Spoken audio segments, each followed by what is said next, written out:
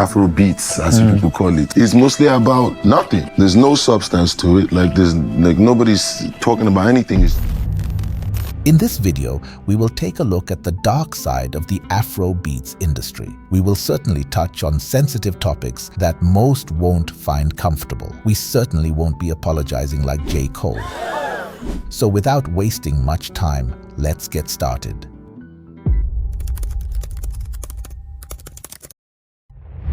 In the early days of Afro Beats, although a few listeners were intrigued by its fresh sound, there were many doubts about whether Afro Beats could gain traction outside of Africa.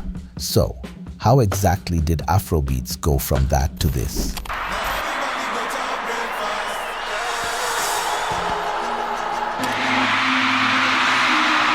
Some Afrobeat songs. The genre exported from Africa is now burning up the charts. Afrobeats is making its influence felt across the globe. Afrobeat. Afrobeat. Afrobeats. No matter the race, no matter the culture, I just see music as a universal language. People appreciate my music out here without actually knowing my lyrics. What I like in it is the spirituality. I think African music in general is very spiritual.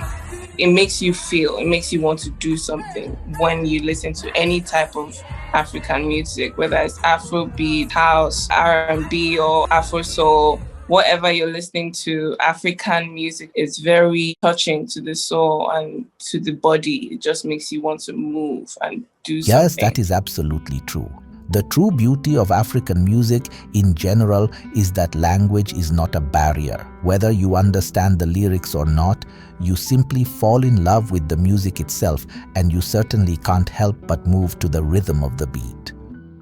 Yo, it's genius to actually make people sing words that don't actually, mean anything. It's genius actually to me. With that said, since language isn't a barrier, it simply makes it 10 times easier to enter any part of the world and be loved.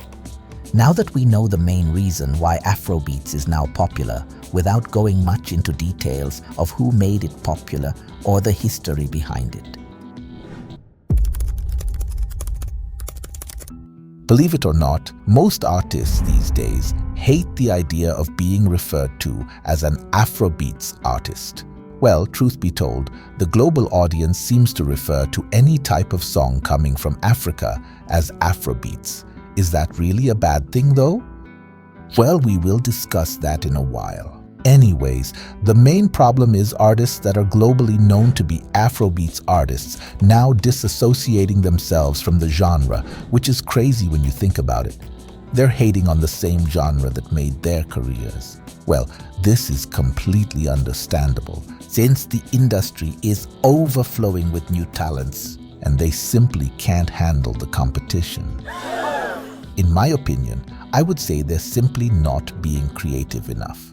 Instead of focusing on getting creative, they're taking the easy way out, claiming Afrobeats is keeping them in a box.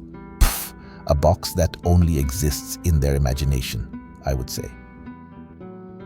The next thing I want to discuss is the fact that these same artists seem to be creating new genres here and there. So much so that we seem to be getting too many genres popping up every week. It's honestly getting annoying.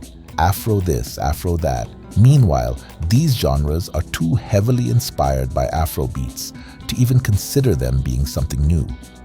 But for some reason, the creators of these so-called new genres want to be recognized during awards by the new genres they're creating, which amuses me. This is like creating your own kingdom and calling yourself king. Well, that's just pathetic. If you don't agree with what I've said so far, hear me out. There is no way all these new genres are all going to be globally recognized for awards like the Grammys. If you can just create your own new genre out of the blue, then you should create your own award.